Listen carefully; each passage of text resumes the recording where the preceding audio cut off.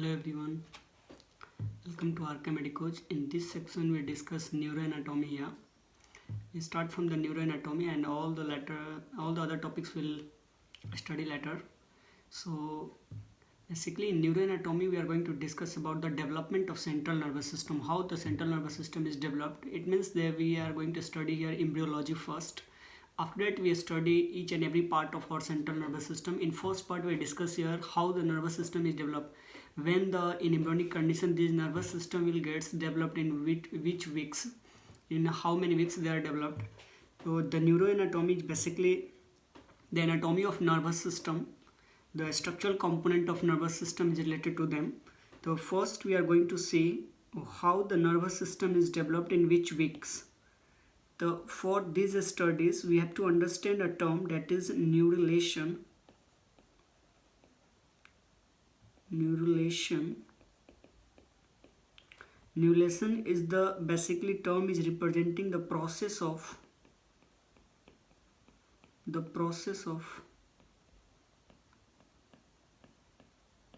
neural tube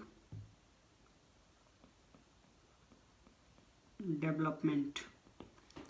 What does it mean, neurulation? Neurulation is the term which basically representing the development of the development of neural tube.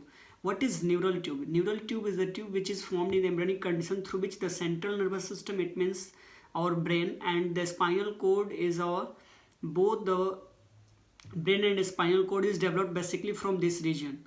So we are going to study neuroanatomy. The first term is neurulation, is the process through which the neural tube is developed, or the development of neural tube is happened. After that, in which weeks of the embryonic condition its development is started of the central nervous system. It is in the third week of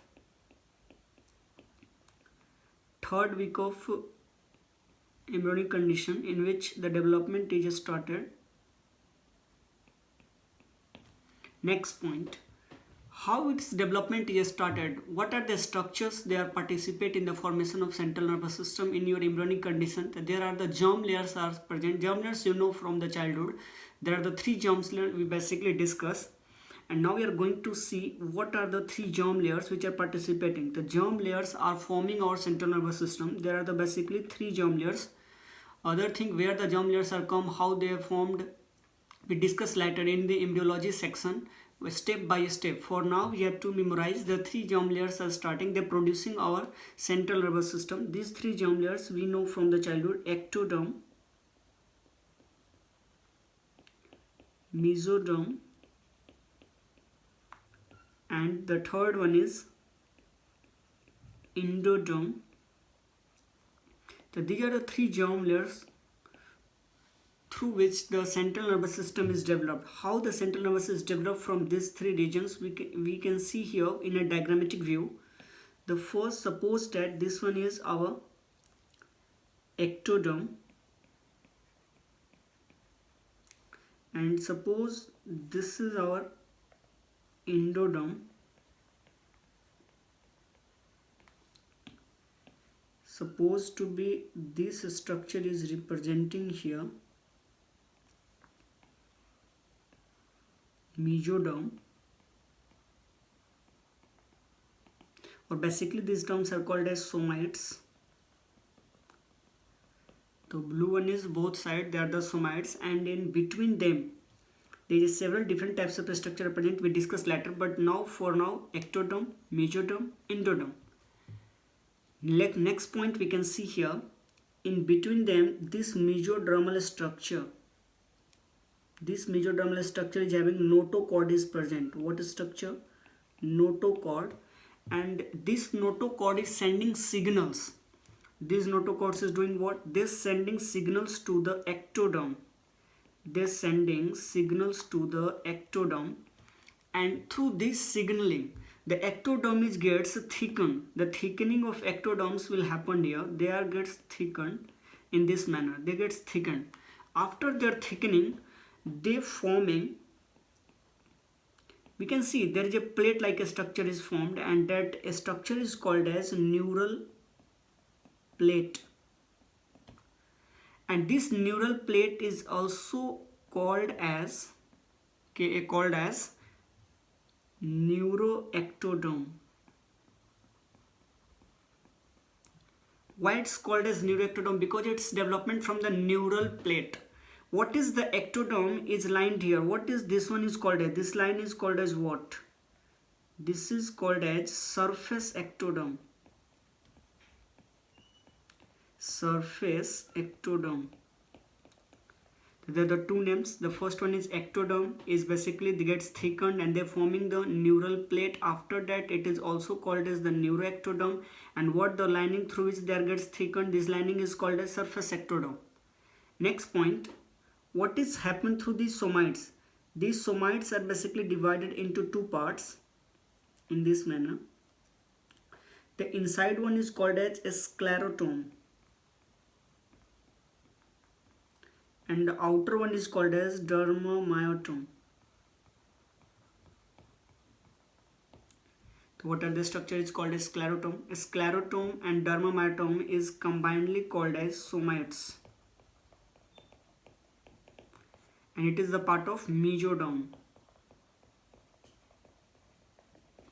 As we can see in the picture, there is ectoderm, mesoderm and endoderm. The endoderm and the ectoderm, basically inside them there is a mesoderm is situated. Inside the mesoderm the notochord and somites are present. Somites are basically divided into two parts.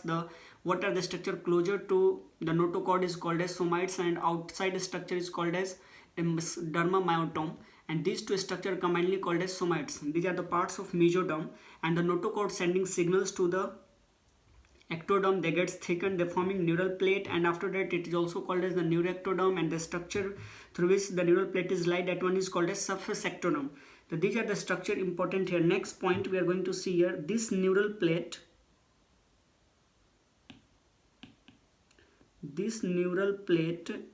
in next step we can see here what happened through this neural plate. Suppose that this is our surface ectoderm, the lining is surface ectoderm, we know, and the plate is gets curved, the plate is moving inward, the plate is like this now, this one is curving inside, the plates is curving, and that's why this structure is called as groove. They're forming groove like a structure. That structure is called as neural groove. And from where these structures are getting bending or the curving, these two regions where they start to curving inside, from suppose that this is the region is the surface ectoderm or the ectoderm through which these structures are moving down, and these boundaries where they are gets moving down, this is called as neural crest cell, NCC, that is the neural crest cells. The neural crest cells are on the boundary of them. After that these structures are moving. Once again we are now seeing only this structure, and other structures we leave now. In this what happened in next step, these are the neural crest cells from where these plates are forming a pouch like a structure, and what the structure inside is called as neural groove. Once again neural groove, and this is our what is the black one? Surface ectoderm. Yes, surface ectoderm on both the sides, surface ectoderm. What is the green one here? Neural crest cell, and this one is the neural groove. We can see next point, moving to the down, what happened in next step. In next step, this is once again what is it? Surface ectoderm. This structure is cut off from that area, they get exit out and they cut off, and they forming a round structure. This structure is called as neural tube. They round tube like a structure, they forming the round tube like a structure, that's why they are called as neural tube. And now we are going to draw this complete structure. What we leave from the inside, we are going to see this complete structure here. Now you tell me, what is this one? This one is endoderm. Above the endoderm, this structure, what is this? Somites on both the sides. What is this one structure? That is notochord. What is the two parts division of somites? This one is sclerotome and this one is dermamyotome. What happened here? From the sclerotome on both the sides,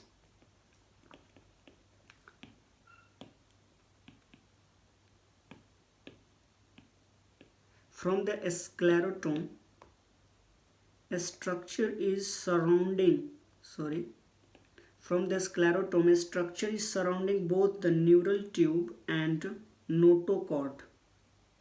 From the sclerotome, a structure is surrounding, from the sclerotome, a structure is surrounding both the neural tube and notochord. This structure is forming the sclerotomes, and these sclerotomes are of three parts. Having supposed that this is the ventral, it means this one is dorsal, it means this side is lateral. So what are the parts surrounding the sclerotome? This part is called as ventral sclerotome. This part is called as lateral sclerotome, and this part is called as dorsal sclerotome. There are three types of sclerotome here. So how the structures is developed here, we know now. We can see in this picture, we are zooming now. This is our neural plate through which this structure is formed, surface ectoderm. This is notochord, this is surface ectoderm, this is mesoderm, this is somites. Somites are divided, there is a neural groups are formed. These are invaginates, and later on this forming the neural tube, and the neural crest cells is this. These are the structures. Next point we can see, these neural crest cells are from there, they get invaginates and forming the neural groove. Later on these are forming the structure is neural tube, and from the initial we know these notochords are present inside layer, and these are the somites here. Somites are the parts of mesoderm, endoderm. Now you can see here this round structure is, what is it? A sclerotome. These are the three. This one is ventral, this one is lateral, and this one is dorsal. This one is dorsal, this one is lateral, this one is ventral. Next point we can see here in this figure. Wait a minute. Sclerotome.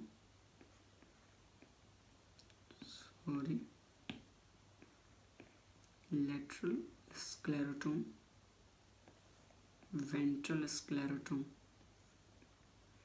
So these are the structure which are showing here.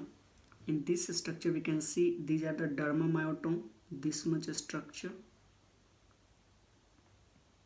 DM, and this one is scleromyotome. This is all about the structure, which is how the neural tube is formed. Basically we are studying here how this neural tube is formed, because from this neural tube our central nervous system is developed. So basically we are going to discuss here formation of neural tube, how the neural tube is formed. We can see here the neural tube is formed from the which layer? Surface ectoderm. Yeah, they gets invaginate from the region of the neural crest cells, and the invagination is gets forming the neural groove. After that they forming the neural tube, and they are surrounded by a structure. That one is a sclerotome. Sclerotome is the structure which surrounding the both notochord and neural tube. Next point we are going to see here, in this structure we can see something. Wait a second.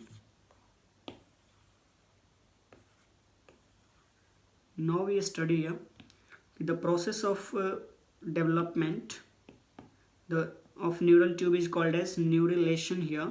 They occurs in third week of the development. At the initial stages, it also happen in the third week of development. It means first month of the embryonic condition. This notochord gives signals to the ectoderm, and they forming the neural plate. After that what happened?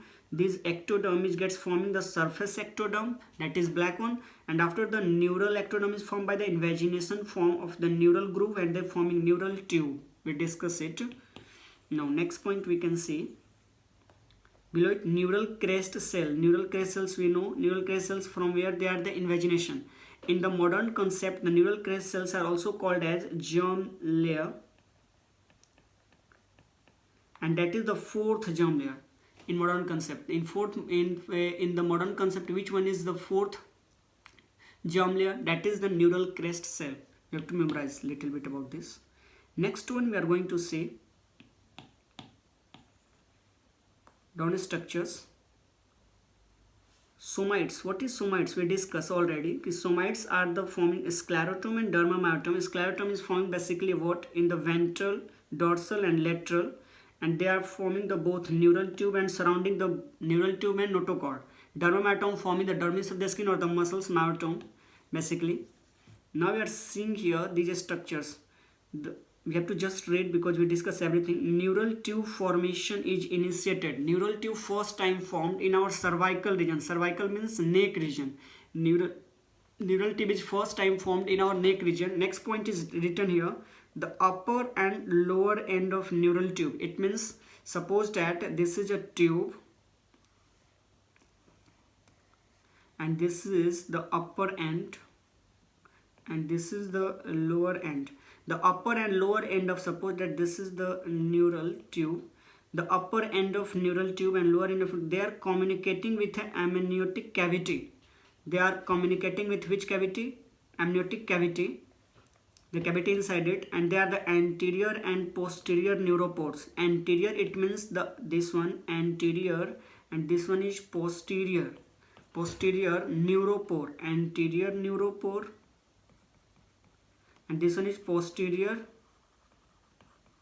neuropore, and they are also called as, these structures are also called as cranial or caudal neuropore. The same anterior neuropore or cranial neuropore, posterior neuropore or caudal neuropore, these all are the same terms. We can see in the diagram in downward how these structures are formed. We can see here in this diagram that these structures are called as anterior neuropore and this one is called as posterior neuropore. Anterior neuropore, posterior neuropore. These are also called as cranial neuropore and caudal neuropore. It is clear? Hope it will be clear now. In next part we can see what is written here. The cranial neuropore closes. Basically in the normal condition, when the child is developing embryonic condition, in the normally this tube, suppose that there is a two opening of this tube, one is here and one is here. This tube gets closes normally. In the normal condition, these tubes gets closed. What happened? And these tubes are not closed. What happened? These tubes, which day these tubes gets closed in the embryonic condition? In the first, the cranial neuropore or the anterior neuropore is gets closed at 25th day of our gestational cycle. It means in gestation 25th day of the embryonic stage they gets closed. This caudal or cranial neuropore is closed at 25th day. What happened next? In the caudal neuropore is closed at 28th day. So the caudal neuropore is closed at 28th day of the embryonic cycle. It is okay. In the embryonic condition, the 25th day, what is closing? That is cranial neuropore, where the cranium gets developed. And in the caudal neuropore, where the spinal cord gets developed, they are closed at 28th day. Suppose that, and the whole tube is called as neural tube. We can see this whole tube is called as neural tube, and these regions where they communicating with what? Amniotic cavity is written here. The neural tube is communicating with the amniotic cavity. This structure is called as neural tube. I hope this structure will be clear. Now we are going to study again. The caudal neuropore is closed. Basically we see here the failure of closure. Suppose that the failure, there is any failure in the closure of cranial neuropore, it means that neural tube is this much, this cranial and this one is caudal. So the cranial neuropore is not closed proper way on the 25th day of our embryonic stage, then it what is happen, what is the term is called as, this term is called as anencephaly.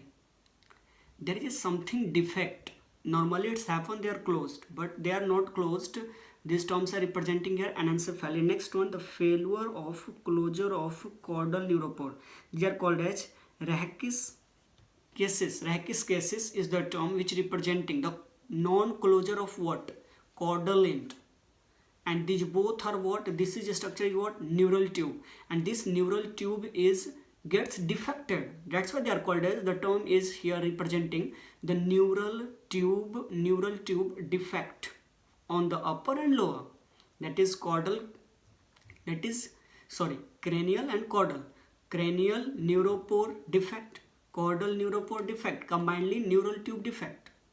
It is so simple. Next point we are seeing here, what happened in these cases. Suppose that after the closure, what is happened and what is anencephaly, what is the Rehkes we discuss later, what is the remnant part of cranial neuropore. Suppose that this is the cranial neuropore, after their closure there is some part we can see in the remnant part. Remnant means what are the part is left after they closed, that is the remnant part of it. So the remnant of cranial neuropore is present in our adult, that one is called as lamina terminalis. And once again the remnant of caudal neuropore is called as lamina or the terminal ventricles. The terminal ventricles is the term representing the remnant part of caudal end or the caudal neuropore closure. And what is the cranial neuropore closure is basically representing? The cranial neuropore representing is basically the remnant part is called as lamina terminalis. So these are the two terms. What are the terminal ventricles is the question asked maybe. The terminal ventricles, what is it? That is the remnant part of what? Caudal. Good. Next one, the remnant part of cranial is what? Lamina terminalis. Next point we can see why this disease is happened, what there is a defect is happened in the patient, any patient, why these defects are happened. There is a deficiency of vitamin B9, that is folic acid, the deficient in that patient or the mother of that baby, there is a deficiency of folic acid is leads to this type of defects of the neural tube defects is happen basically in the folic acid deficiency. What is the supplement of the vitamin in the first month, the folic acid? What is the supplement to the pregnant mother in the second month of our pregnancy? We basically starting, there is the calcium or iron. Calcium or iron tablets will be given in that period, but from the second month. But in the first month, which tablet is given? Folic acid, because the neural tube is most important structure through which the brain is development is started. That's why these are given in the first month of the pregnancy. Now the folic acid is given to the mother in the first trimester, means first trimester, first 3 months, and the neural tube defect is basically formed in the third week. That's why the defect will be occurs around the third or fourth week. It means the first month. Next, the development of the spinal cord. How the development of a spinal cord is happen, or the brain. We can see the development of brain and the spinal cord. How it happen? I already told you it is development. It is gets developed from the neural tube. They are development from the neural tube. It means suppose that this is the structure here is representing our neural tube. It means they are gets starting their development from the neural tube. This is the neural tube. From here they gets originated, and the topmost point is called as cranial neuropore. They are close. That one is cranial part, and the caudal neuropore, caudal part. Cranial part is forming a structure, that one is called as brain, and the caudal one is forming the spinal cord. It is true. It is pretty true. Next point. After that, after sometimes what happen here, there gets swelling is happened in the neural tube. It means swelling like this, swollen. This neural tube is gets swollen. This neural tube is gets swollen in the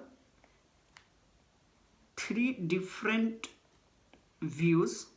We can see in the 3 different views this neural tube is gets what?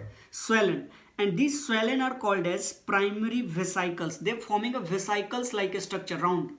And this round vesicles like a structure, 1, 2, 3, 1, 2, 3. These all structures are called as primary because it appears first time. Primary vesicles.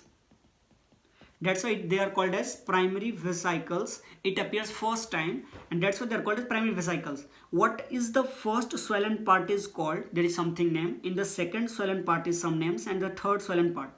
The first swollen part is the first time happen. The primary vesicles is called as progencephalon.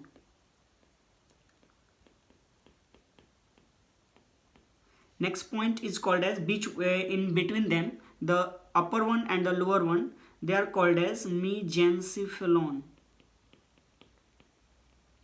And the lowermost one is called as, lowermost swollen is called as rhombencephalon.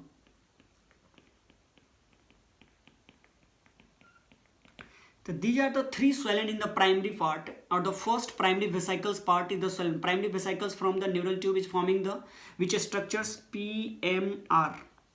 They are forming PMR. We have to memorize it, PMR. Progencephalon, mesencephalon and rhombencephalon. These are the primary vesicles. It is clear? Hope it will be clear. Next point we can see in the next part.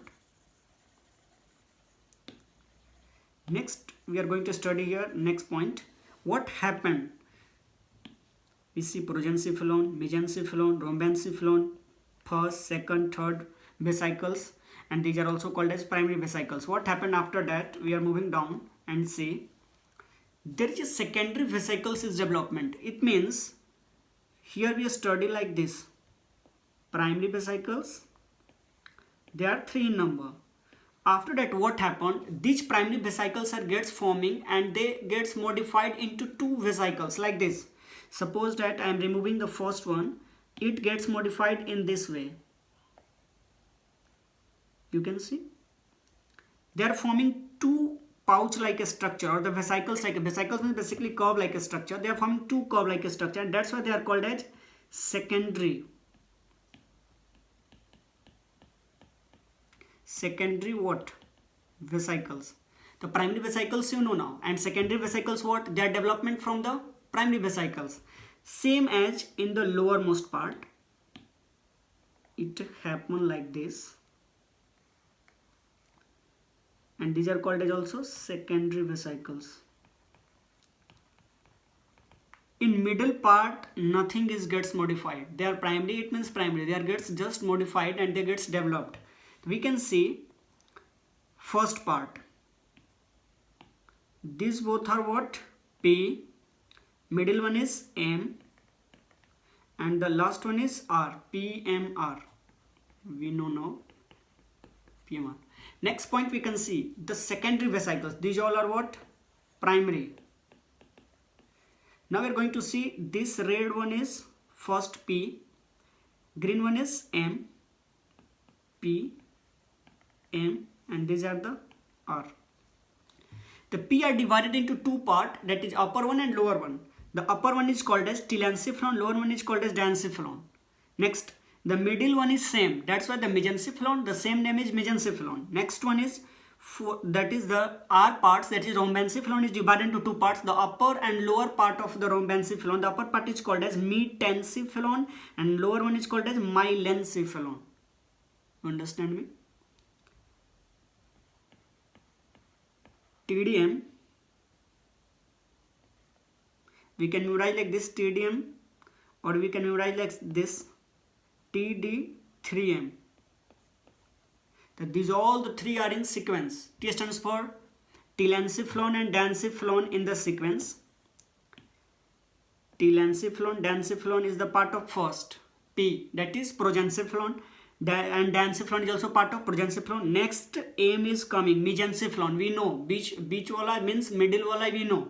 Middle wala is mesencephalon, that is midbrain basically. We discuss later which one is called as, what is the name in the English. Now we are learning from here in the anatomical term. That is the middle one is first M, that is mesencephalon. After that metency and myelency. phelon. So to write like this, first one is PMR, that is primary vesicles, and the TD3M is representing secondary vesicles. So we have to memorize the sequence. Sequence is important here because on this sequence we memorize many things here. It is okay, hope you understand. And we can see the primary is converted into secondary here. These all are primary, these all are secondary, P and S. Okay, next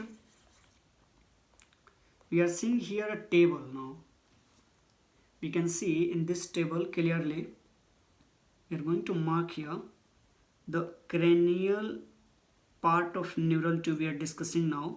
We are leaving the spinal cord. Basically we are going to discuss only the cranial part of our spinal cord, cranial part of our neural tube.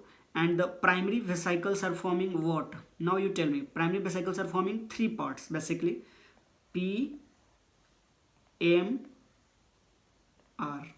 It is true. Progencephalon, mesencephalon and rhombencephalon. And I told you now that the mesencephalon is also called as midbrain. Mesencephalon is also called as midbrain. Now we are going to see progencephalon. I told you there are two parts, TD3M. It is true. The one M is here, middle one M is here. Wait. First T and D is here, progencephalon. T and D means telencephalon, dancephalon is a part of progencephalon. And last two M are the metencephalon and melencephalon is rhombencephalon. So we have to imagine the sequence. Why? I told you. Wait a second. I told you everything. Why we memorize like this. Now we see here something written in the telencephalon in our brain. The something is present in the only in the telencephalon, means this toppermost part. In this telencephalon, the some part is present. We discuss what are the parts is present in the telencephalon. Basically cerebral cortex are present here. We can see here the cerebral cortex, both the cortex, right and left cerebral hemisphere, both are present in our telencephalon, and corpus striatum. Basically they are the part of the basal ganglia. We discuss later in this section in neuroanatomy what is the corpus striatum, what is basal ganglia, but it is the part of telencephalon. You have to memorize it. Now next one we can see diencephalon. It is also part of which? Progencephalon, P. The third ventricle, what is it? We don't know now. Just memorize telencephalon. Inside its two structures, corpus striatum or basal ganglia and the cerebral hemisphere. Next one is diencephalon. Diencephalon is also part of the progencephalon. We can see in the first part. This is the diencephalon. And inside the diencephalon, there is several different parts are present. Inside the diencephalon, we can see here many parts are present. We can see the first thalamus. Just below the thalamus something is present, hypo. Just above it, EP. And just below it, subthalamus, metathalamus, epithalamus and pars nervosa. These are the structure which are present inside the what? Diencephalon. One most important structure is optic stalk. Optic stalk is also present in the diencephalon, through which the retina and optic nerve passes. The optic nerve and retina is the structure which is passing from the optic stalk. These all are structure present where we have to suppose that we have to know about the where these structures are located. Epithalamus, hypothalamus, metathalamus, subthalamus. The diencephalon, we have to know it. Cerebral cortex is located in which part of the brain? We have to know it. Telencephalon. Basal ganglia, telencephalon. So we have to memorize from them. Next, third point, we know now that the mesencephalon is called as midbrain. After that, we are going to the rhombencephalon. In the rhombencephalon, we are discussing metency and myelency.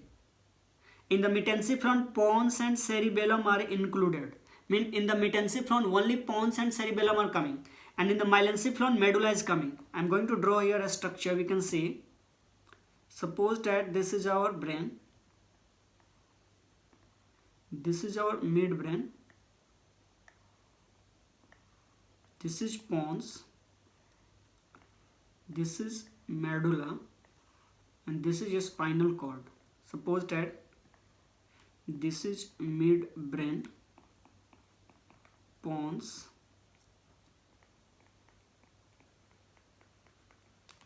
medulla, and the spinal cord. This one is the brain here. Now we can see what happened. Suppose that these structures are located here, our cerebellum or cerebrum, of course cerebellum. The cerebellum and pons are included in metencephalon, and medulla oblongata itself is called as myelencephalon, and this one is metencephalon. We see picture in just now. I'm telling you, you can see like this. I told you now. We can see also like this. So these are the structures we writing here. Now I'm going to tell you something important here. These are the structures that you memorize is situated inside it. Some holes are present in these structures. What we discussed till now, we can see from the top to bottom, some holes are present inside this neural tube. Neural tube, especially brain or the cranial part.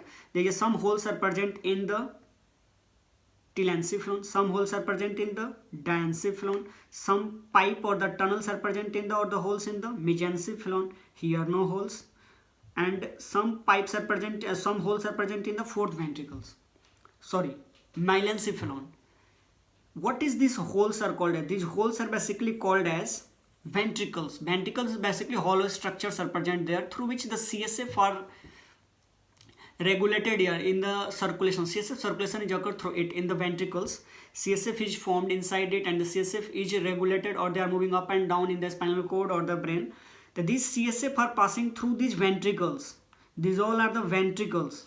Basically there are the three ventricles in the lateral, third, and the fourth ventricles, and this one is called as cerebral aqueduct of Salvius. This is the tunnel like a structure. I am going to draw here in a diagrammatic way. We can see, suppose that this is the lateral ventricle, suppose that this is the third ventricle. They are connected with something.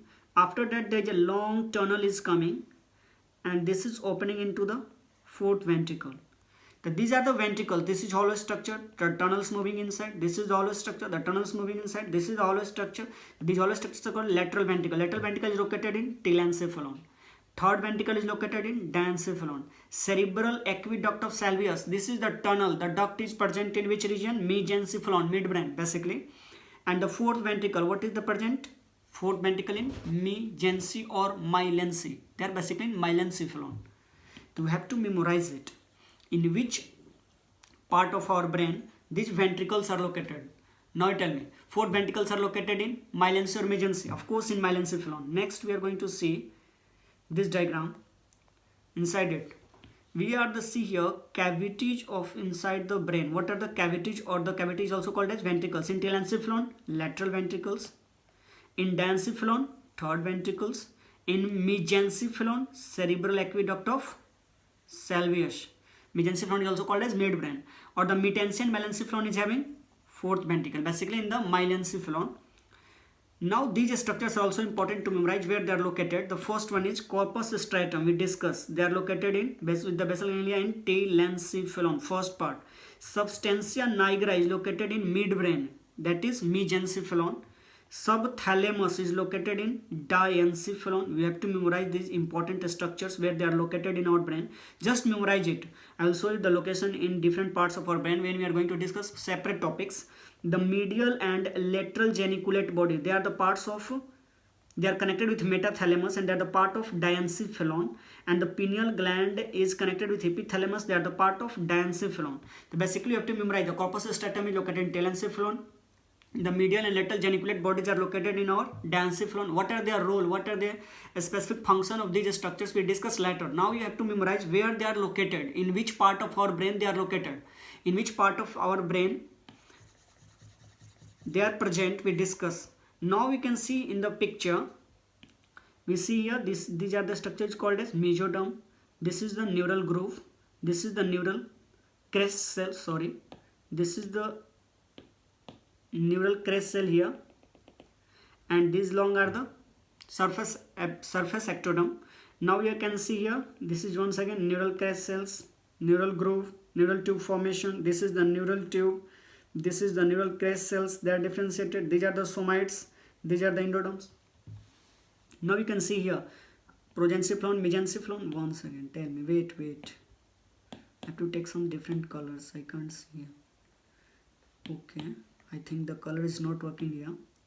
Let me mark progenciflon, mesenchyflon and rhombenchyflon. So this one is progenciflon, mesenchyflon, rhombenchyflon. After that, these are the primary vesicles. Secondary vesicles, what happened in secondary vesicles? There is a telencephalon, dancephalon, mesenchyflon is same as same, and the metency and melencephalon is a part of rhombenchyflon. They are coming from here, these both. So these are the sequence how they form. These structures we discuss later. Now we can see when the neural tube is formed, 25th days. After that, they are moving in the hindbrain, midbrain. These structures we discuss later. Now we can see forebrain, midbrain, hindbrain. Forebrain is the same, PMR, progenciflon, mesenchyflon and rhombenchyflon. Telencephalon, dancephalon, mesenchyflon is also called as midbrain. Metency, melency is the pons and cerebellum we discuss, and the melencephalon is medulla. We discuss everything. Now cranioaxis, what is the cranioaxis term is representing here. We can see these pictures. Wait a minute. You can see these pictures in clear way. Now we are going to see in the downward what is cranioaxis.